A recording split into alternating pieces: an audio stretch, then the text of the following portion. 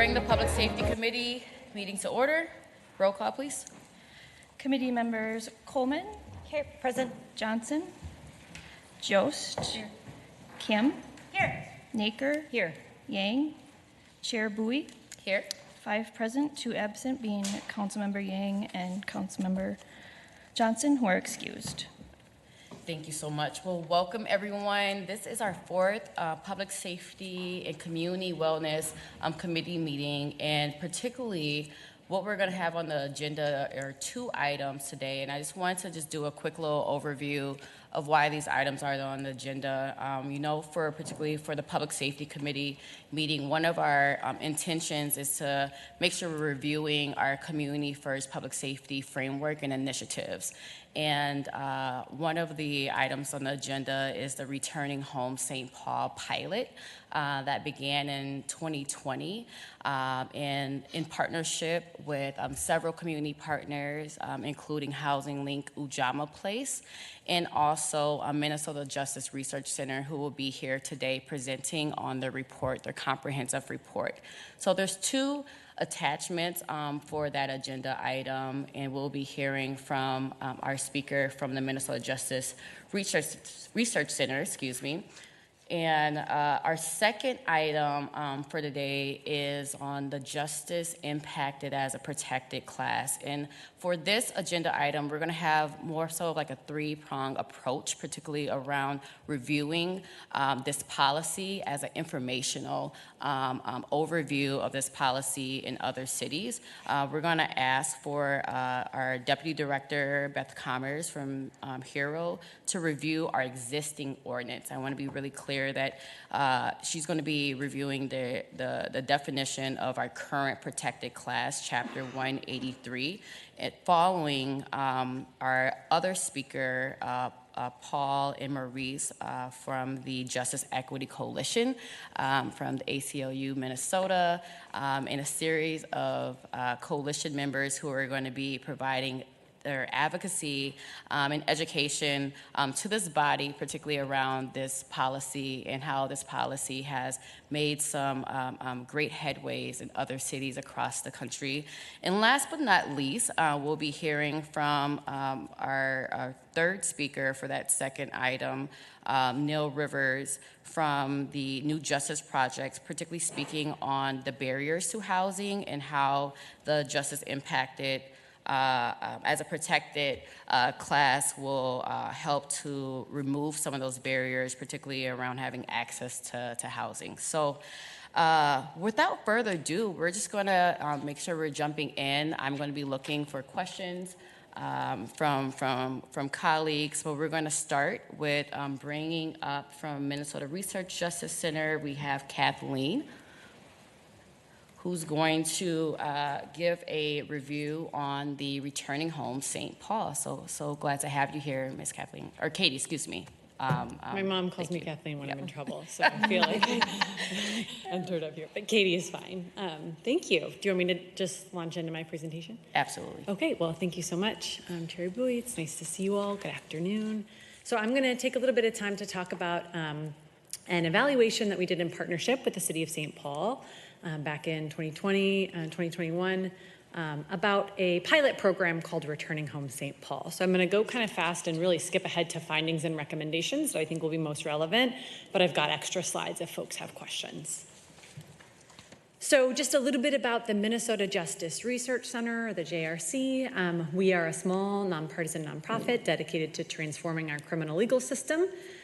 So we seek a criminal legal system that promotes public safety by being more equitable, accountable, and restorative in delivering justice.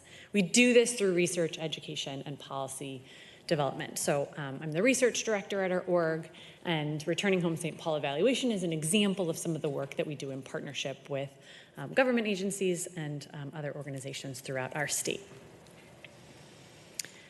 So talking about housing for returning citizens, just a high-level overview of the issue. So research tells us that people who have spent time in prison are 7 times more likely to experience homelessness than the general public.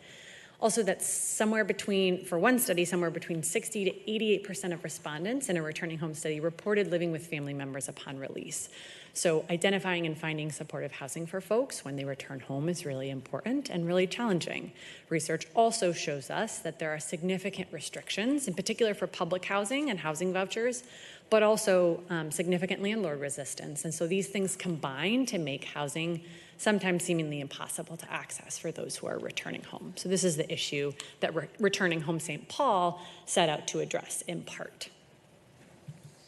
So Returning Home St. Paul, again, it began back in 2020 as a small pilot program, I believe housed in the Office of Financial Empowerment at that time. And there were really three big goals with Returning Home St. Paul. The first was to increase housing access. So specifically, the program looked to house returning citizens to market rate housing beyond just public housing, both to sort of avoid some of those restrictions I mentioned, but also to really expand access, expand the possible places where individuals returning home might be able to find housing. The second goal of the program was really to bridge that transition from reentry to self-sufficiency. So a big component of the program, as you mentioned, was partnerships with nonprofits or organizations that work to support people in that transition. So specifically working with Housing Link and their Beyond Backgrounds program and Ujamaa Place. So the program targeted young Black males 18 to 30 in particular to support their transition to housing.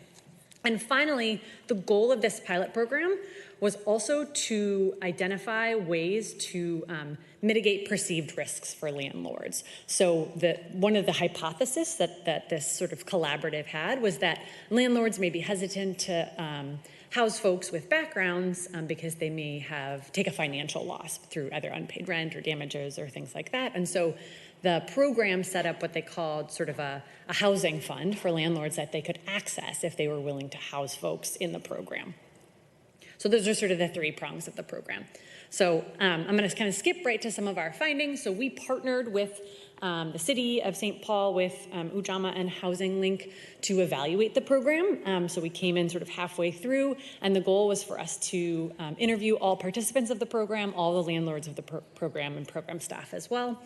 So the goal of Returning Home St. Paul was 20 participants. Participant recruitment was very challenging. And so each member of the sort of collaborative encountered various challenges, really connecting with and recruiting participants. And in the end, there were 12 total participants housed through the program, 10 of those housed in St. Paul. So the 2 that found housing in Minneapolis were not sort of followed through the rest of the program. So at the end of 1 year, 6 of the participants graduated. That is, they remained in housing for a year, and 5 of those 6 re-signed their leases. So 4 of the participants, so 40%, nearly half, exited the program early. So 2 were from mutual terminations from housing, and 2 were from eviction. So it was a challenging process and program, and there was a lot of learning that happened with the folks who were involved. There were a total of 9 landlords that ended up housing participants through this process, but the interested pool that Housing Link in particular built throughout this process was about 53 landlords. So they were able to bring interested landlords into the fold who said they had an interest in housing folks with backgrounds. And at the end, 70% of participants housed in St. Paul didn't have any additional criminal legal system involvement while enrolled, and of those 30% that did, there were no new felonies, so a lot of it was technical violations. So that was a big goal of the program too, supporting folks through housing and not reoffending. Financially, by the numbers, so the program had financial support for participants for application fees and for security deposits or first month rent. So that was the only sort of financial support that was offered. And so several participants accessed those financial supports in the process. And then the access fund, the housing fund for landlords, should they need to access it, nobody accessed it. None of the landlords ended up coming to access any of that money. So, we can sort of draw several conclusions for this. Either they didn't need it, they weren't aware of it, or a combination of both. When we looked at participant experience, so we interviewed participants throughout the process. I've got a lot more data on this, and we have a larger report on our website I can direct folks to. But participant experiences were particularly powerful for those individuals who identified as fathers, and those were the most successful. So being able to feel hopeful, supported, and especially increased sense of stability was really important for folks who were able to make it through the program. And even for those who ended up terminating their leases early, they felt that while they were able to access housing and get support in doing so, they felt a sense of hope and stability. However, as you saw by the numbers, there were continued barriers. So, it was a pilot program. They were experimenting with different ways to house folks.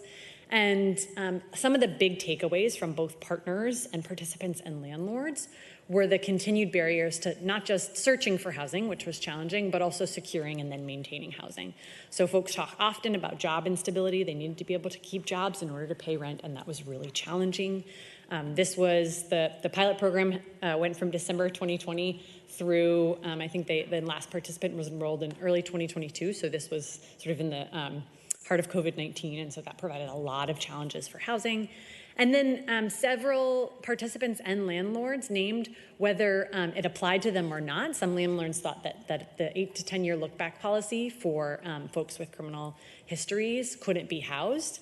Some landlords found out that was actually not a policy that applied to them, but they thought it might. And so that was named frequently from participants and from landlords as a barrier for housing. But at the end of the day, the biggest continued barrier, even for folks who secured housing, was being able to maintain that housing financially. So nearly all of the participants struggled to pay their rent on time. The pilot provided financial assistance for getting and securing housing, that security deposit and application fees, but not for rent throughout the course of the year. And almost everybody had trouble paying rent. Some of the learnings from landlords. So this pilot really showed, and we had a lot of interesting discussions among the whole collaborative, that the sort of initial hypothesis that if we can offer this housing mitigation funds to bring landlords into the fold who might have been perceived a risk with housing folks with backgrounds in the past, but maybe would have tried it, actually didn't pan out. Every single landlord who participated in this program already had a history of housing people with backgrounds. So we didn't really bring new landlords into the fold. Instead, we were able to tap folks who said, I already would have been willing. This is nice now that I might have access to this fund or support, but it wasn't sort of a changing of hearts and minds that happened with this program. A big learning for the partners were that recruitment was a real challenge, especially limiting geography. So the program was limited to landlords and residents of St. Paul, and they found so many folks begin the process of housing, but then identify a place to live outside of the city, and then they were not eligible for the program as a result. And so people were really transient, not surprisingly, and so as a result, people had a hard time recruiting and keeping participants in the program to be housed in St. Paul. In addition, Housing Link had lots of interested landlords, but outside of the city of St. Paul, so that geographic restriction made things really challenging. And then finally, perhaps not surprisingly, the housing markets in particular at that time moved really fast. And so Ujamaa, Housing Link, and the city learned a lot about really deepening collaborative partnerships from city entities and community-based organizations. So there were a lot of learnings that are in our longer report about how to really sort of work together and work fast when you're trying to support people who are returning home, both sort of from the city side and also from Ujamaa side with case management and support and housing. So our recommendations at the end of this small pilot really align with those findings. So first, we found that it was absolutely necessary to build additional wraparound support, and in particular, financial rental assistance for programs.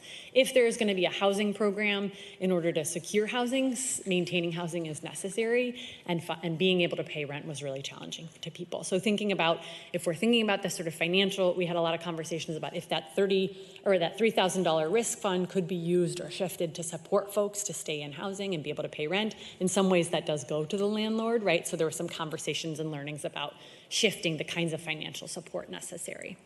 Second, increasing the pipeline of participants for the program. So again, really trying to make sure that maybe not just partnering with one community-based org like Ujamaa. There was a lot of conversations about going directly to the DOC for folks on reentry and going to other community-based orgs to really open up the pipeline of participants, especially if that geography is limited. Third, shifting to targeted landlord outreach. So this was a big learning from this pilot project, that rather than trying to, at least at the beginning, expand the pool of landlords who will rent to folks with backgrounds, identifying those landlords who are already potentially willing or already have in the past and supporting those folks to be able to continue to do that. We heard a lot from landlords, I'm okay with it, but I don't have the resources, or I'm not connected with Housing Link to find people who might need housing. So we strongly recommended shifting to a more targeted landlord outreach process to really maximize that pool of interested landlords. And then, as I mentioned, the sort of collaboration among organizations and government was really important. And so we recommended establishing and supporting those relationships between program partners in particular. Finally, when it came to policy changes, sorry. Just had a question from Councilmember Coleman. Thank you so much, Chair. Yeah. Thank you. This is a really interesting presentation. I just wanted to ask quickly on the targeted landlord outreach. I find it very interesting that there were so many more interested landlords than were, and also it was difficult for people to stay in their housing due to affordability. And I'm curious if we have any information about the affordability of the units that the landlords were offering. Were those market rate? Were they deeply affordable?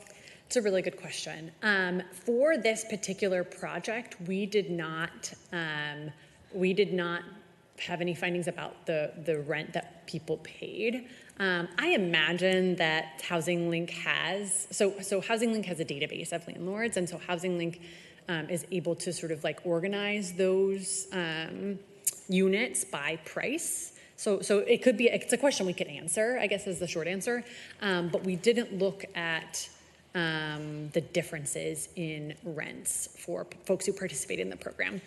I will say that the recruitment process for participants with Ujamaa Place also was coupled with, Ujamaa Place had some life coaching and case management about sort of financial management. And so knowing what the rent was going to be and making sure that rent was affordable and accessible was part of the process, but I don't have numbers. It's a good question though. Thank you.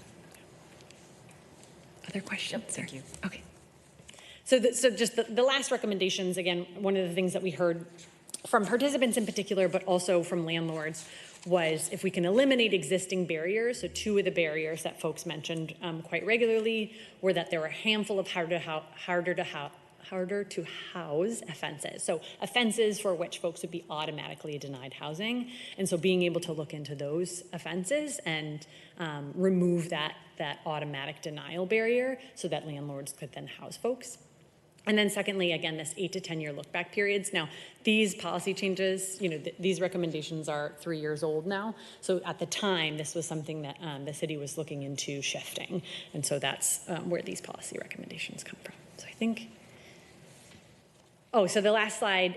So again, part of our small pilot, evaluation of this program was really about participant experiences and trying to learn from those. So I just end with a quote from one participant.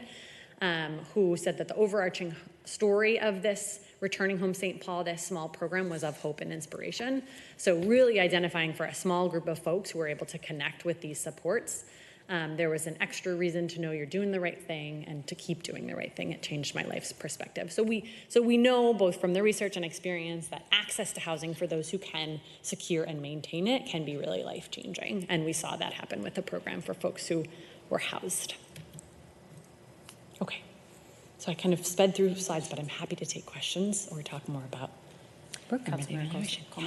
Thank you. Just one additional question. Is the study entirely complete, or is there any long-term work with the participants or any tracking being done? Yeah, no, it's entirely, to my knowledge, so certainly from our sort of as an evaluation partner, we wrapped up 2 years ago or so, I think, in mid-2022. But and then I know that staff has shifted. In fact, some of the staff who were at Ujamaa when we did this program are now working at the city in the Office of Neighborhood Safety. So it's been fun to sort of watch folks' trajectories.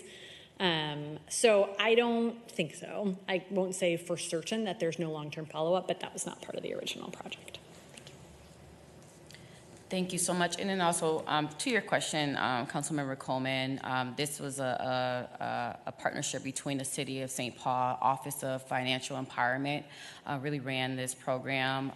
The director and the program a manager or coordinator for it is no longer work for the city of St. Paul, but they're still strong partners, they're still strong advocates. So the reason why I brought this back is for us to explore if we want to continue this pilot.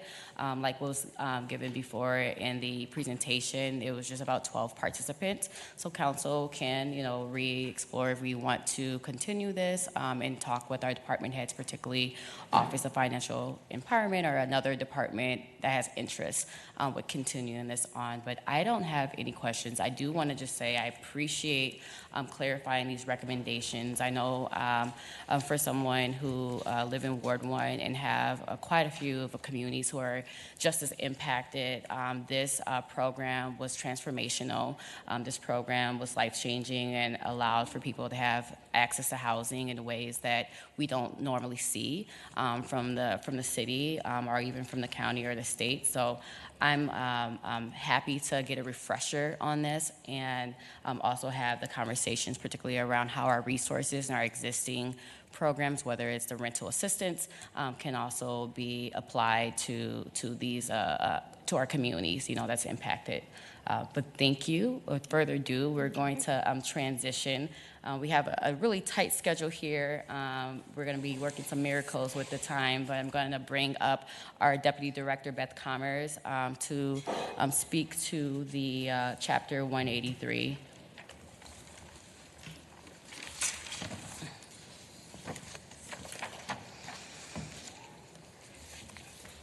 Good afternoon, Chair. Thank you.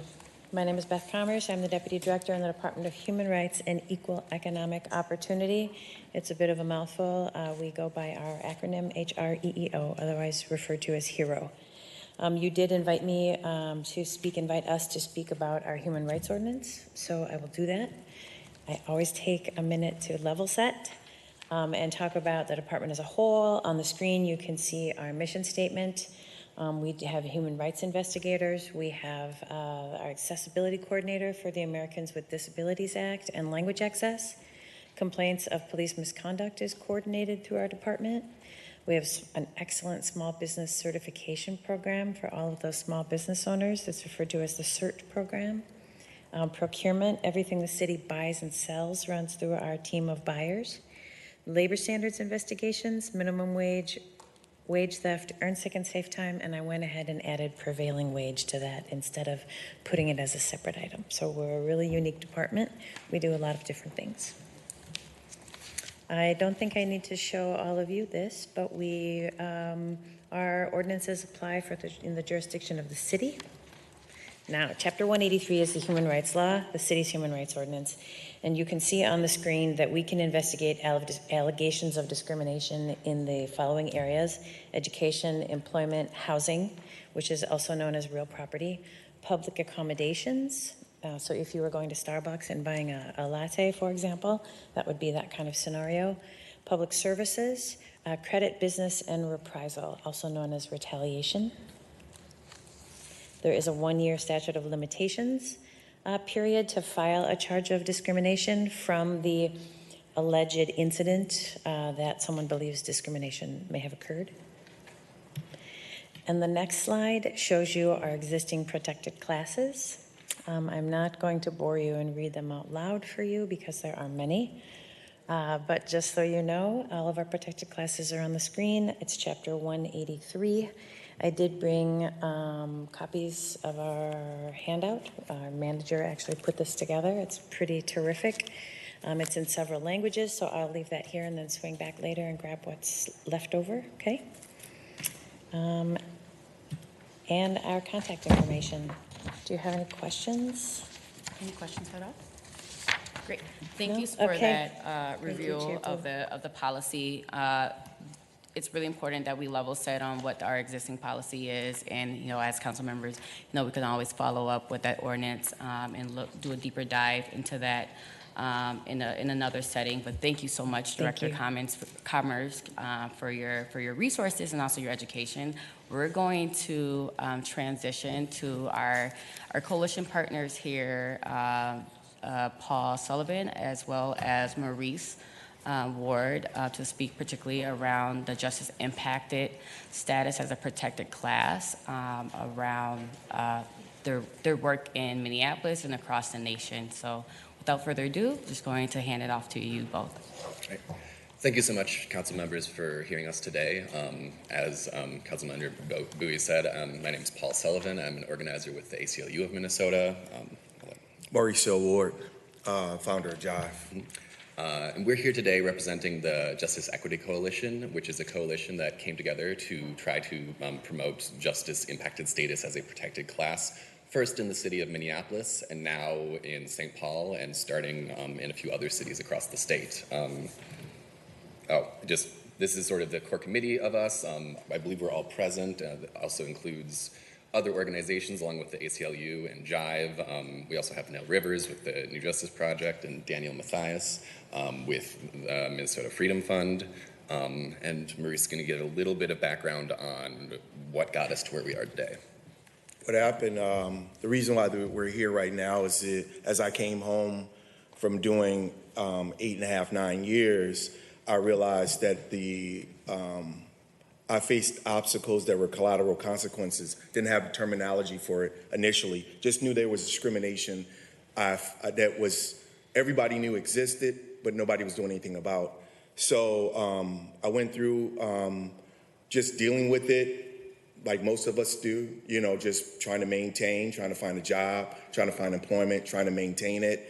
But I listened to all the noise around me about how individuals were going back and how recidivism was so high. But they were not talking about the real reasons why, and the real reasons why we face so many other obstacles that keep us from achieving, our full potential. I think one of my most surreal moments was being in my house and feeling like I could not be the father or provider because of my criminal background. And it was embarrassing. So with that being said, with Right to the Vote was established, we formed JIVE, which is an acronym for Justice Impacted Individuals Voting Effectively. We formed the Justice Equity Coalition. We were fortunate to find champions in Minneapolis who have passed that amendment to their Bill of Rights, but we were also have a national coalition with Bar Business out of Atlanta, and we've been pushing to make justice-impacted individuals a protected class because we know identity is power.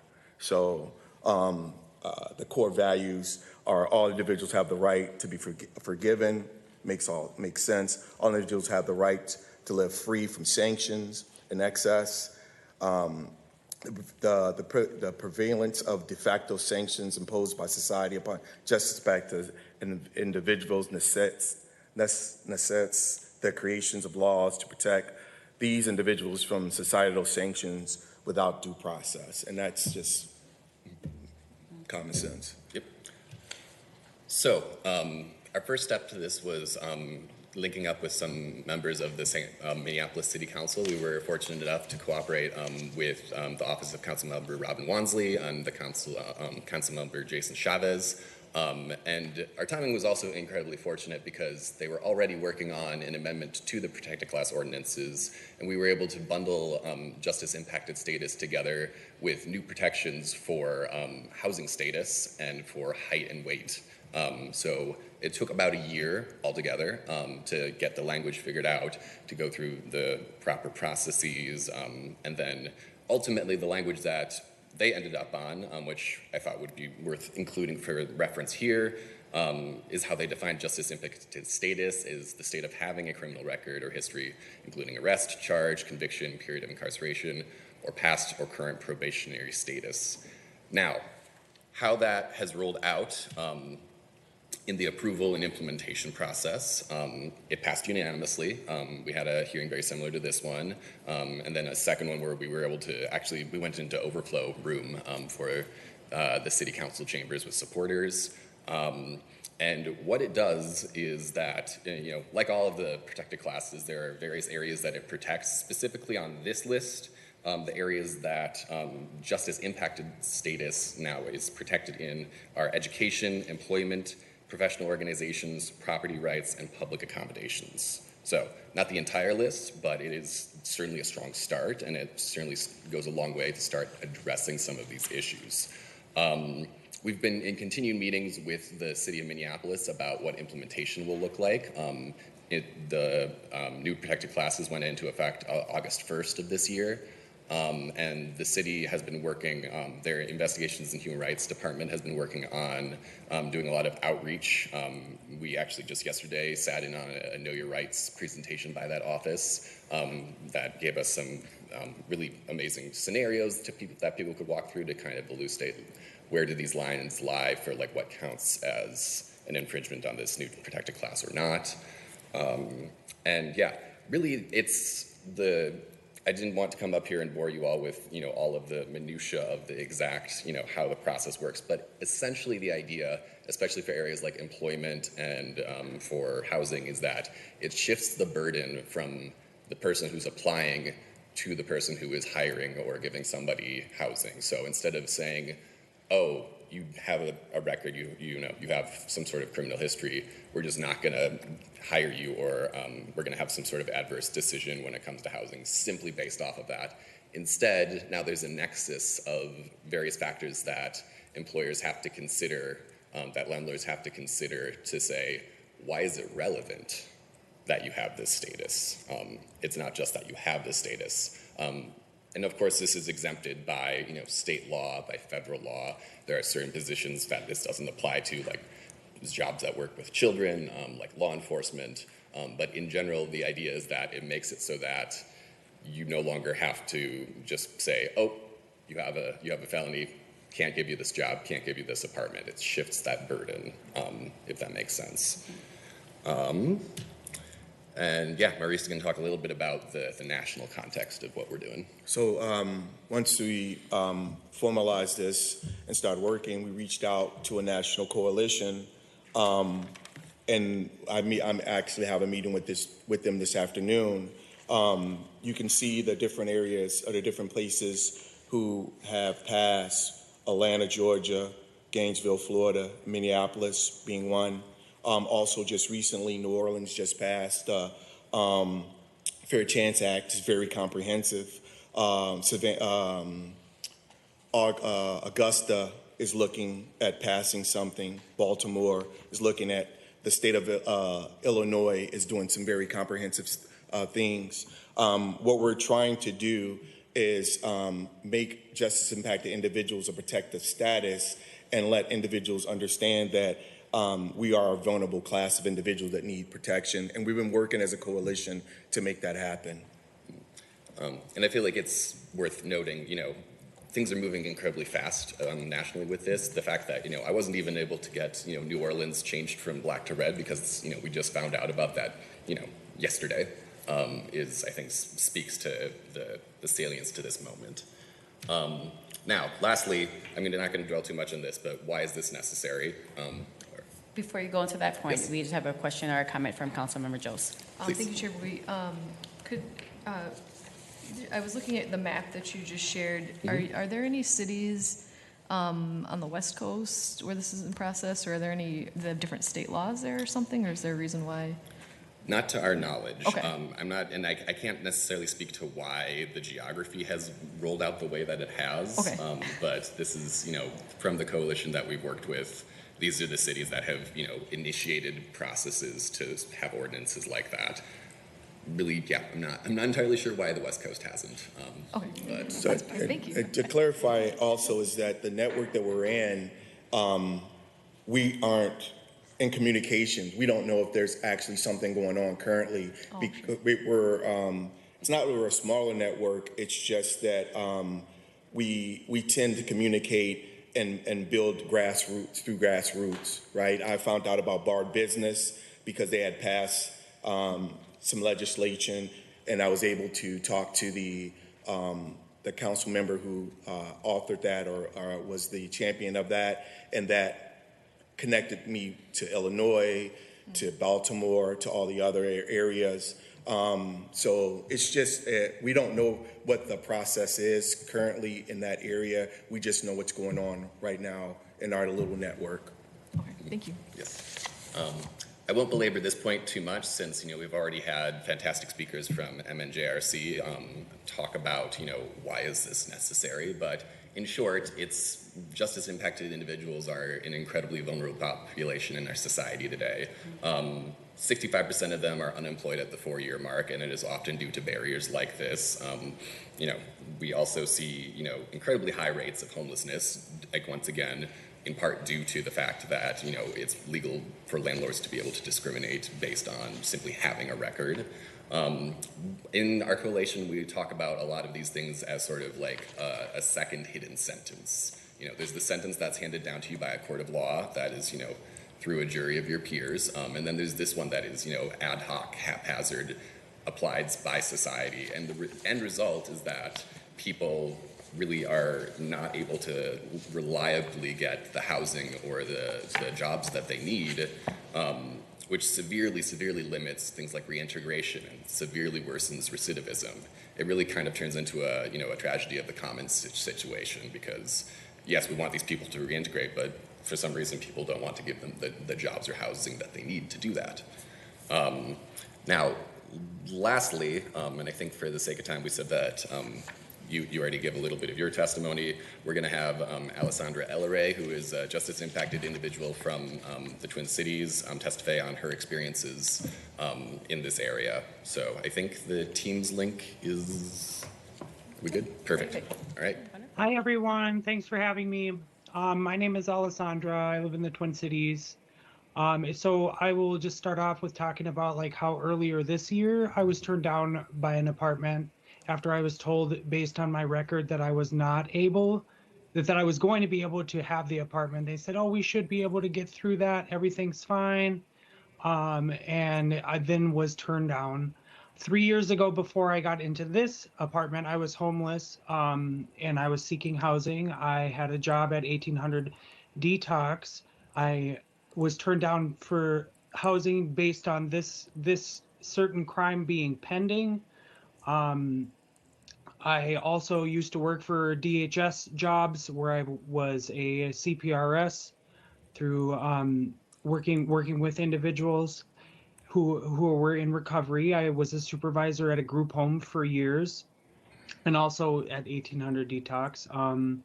So the barriers that have inhibited me from being the best I can be is housing that is offered only in high crime ridden areas, which also reduces the chance for recovery and restoration and reducing recidivism. The crime that I committed was an act of self-defense, and it's made my life a lot harder to navigate. It has impacted me through jobs, through, speaking with people, about this experience. It's a cloud that lingers over my head. So with having justice impacted people as a protective class, this opens up the opportunity to seek, different careers. This opens up the opportunity to receive housing that accommodates like what I believe I deserve. It opens up unlimited opportunities to be able to serve the people that I care about. And thank you. All right. Thank you once again, Alessandra. And I think then that is all for our presentation. If there are any questions, we welcome them now.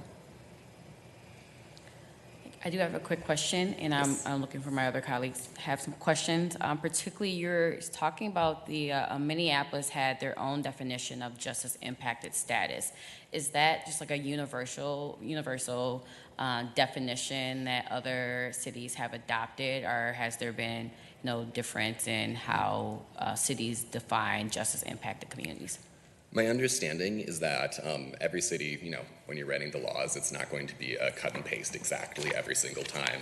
But my understanding is that they did look at, for example, Atlanta's ordinance very heavily when they were crafting the definition for justice impacted individuals in Minneapolis. So while it's, it's going to be different around the edges every single time, the gist of it is generally pretty close to what we see in Minneapolis. Thank you. Councilmember Coleman?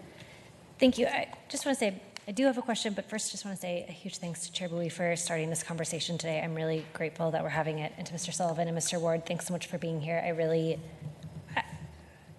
So much of this feels so important, but I really am sitting with sort of the second sentence framing and the notion that we have a system, like it or not, we have a system that we have delegated the authority to issue punishments for people's actions, and then this notion that we as individuals or members of our society have the right to arbitrarily make up our own additional punishments feels completely backwards, and I'm just very glad that we're having this conversation. To get to my question, and it's along similar lines, you mentioned, Mr. Sullivan, that there were some places where the Minneapolis ordinance maybe didn't do everything that you all had hoped for. Mm-hmm.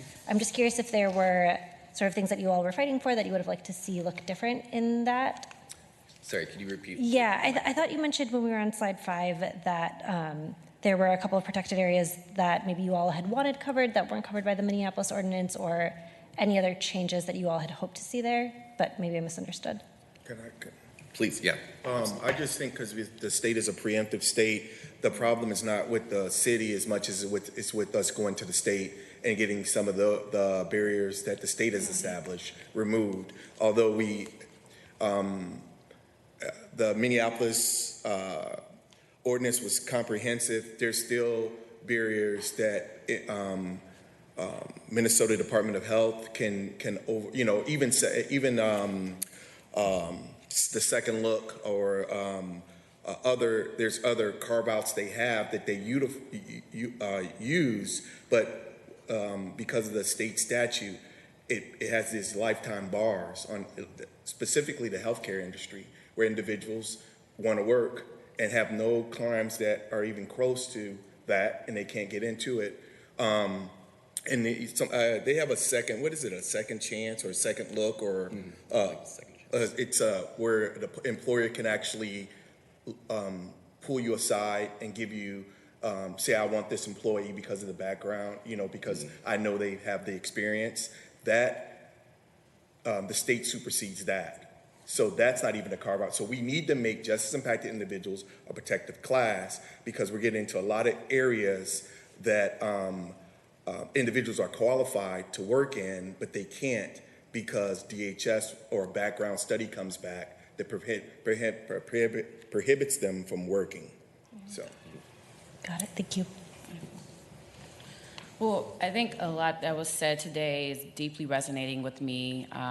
Before I was on the council, I've met many of you all and been in relationship with many of you all organizing on Restore the Vote, and how this is very similar to reenfranchising a community that has been, deemed to a second-class citizenship.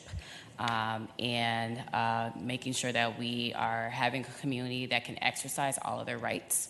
And voting rights is just one aspect of someone's life that we want to make sure that people have access to housing, to employment, and like what you mentioned, Mr. Ward, dignity, right? Dignity in their communities and their families. So, I'm committed to this. I think this is a really great presentation overview for us to explore, what action that the council wants to take. But also, I encourage you all to connect with council members, have these conversations out in community, and to build that coalition. But thank you so much for your time. And we're going to transition real shortly here. We have our last speaker, Neil Rivers. And I asked Neil Rivers particularly that I know a lot has been said, particularly around the advocacy on this, that if you can help all of us be done by 1:55, so that gives you about 4 minutes. My apologies for, I know this conversation or your presentation could be an entire, seminar, but we just want to make sure we had a chance to hear from you today. Yeah, thank you so much. Thank you, council members. I'll make this really quick. It only supports the previous presentations anyway, so we can get started.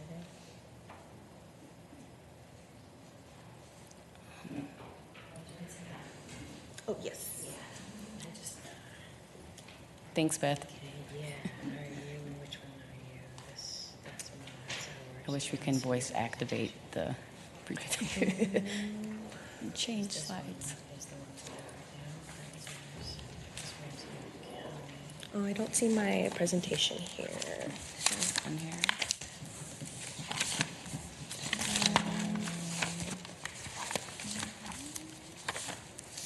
It's not this one we have.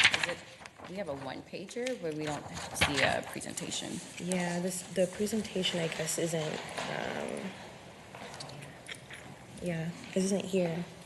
Okay, our apologies. I think we have Polly's looking into it right now. But what we have received particularly was this one pager. And we want to give us a quick second to look through it. Okay. Were you? It must be that one right there. Yeah.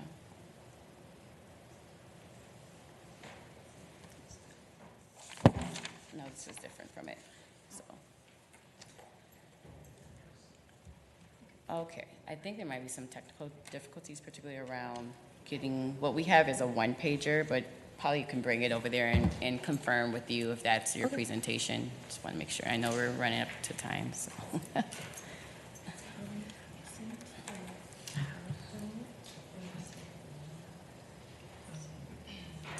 Maybe she can just summarize. Yeah, I think we're going to wrap this one up. Because she just had one slide. That's what I was just.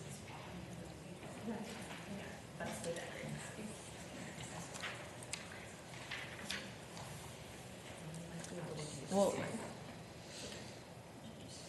okay, so we'll just move forward with, if you can just give the overview, because what we have received, at least what we have attached on the agenda is just the one pager. Sure. But we can also, we can talk offline, particularly around what are other ways to re-engage the council members on this information. So, but Sure. our apologies for the technical difficulties. It's really important to make sure that we have all the accurate information posted online. So we will make sure to get that posted after this committee meeting. Yeah, of course. So I can kind of walk through the Fair Chance Housing Act. So it's comprised of New Justice Projects, so that's who I'm representing today. I'm the Campaign Impact and Learning Coordinator. Vera Institute, which is a justice and research policy tank. They're national. And then UWAAF, which is United Until We Are All Free. So that's 3 organizations that are supporting the Fair Chance Housing Act. So basically, it's, as we heard earlier in the presentations, there is a need for housing protections for justice-impacted folks. So the hope with this Fair Chance Amendment or Housing Act is to address the discrimination that many of them face. It would put the burden on the landlord instead of on the justice-impacted individual on proving why they can't rent at that location or can't have that housing. So that's like kind of the gist of it. Got any questions at all we have today? And Polly, thank you so much for being a rock star and trying to make it work. But welcome to City Process, everyone. Yeah. We had heard a lot, and I really appreciate the breadth of this conversation and all the different aspects that residents, are faced with some barriers, and we have a lot for us to explore around, solving those barriers and addressing who should, receive those protections and how our protections can actually be more expansive to the needs and some of the issues that we have heard today. So without further ado, we're going to adjourn this meeting. I welcome you all to the next committee meeting next month. I know that's going to fall around Thanksgiving week, so that one has been canceled due to be on Thanksgiving. So without further ado, we are going to adjourn this meeting.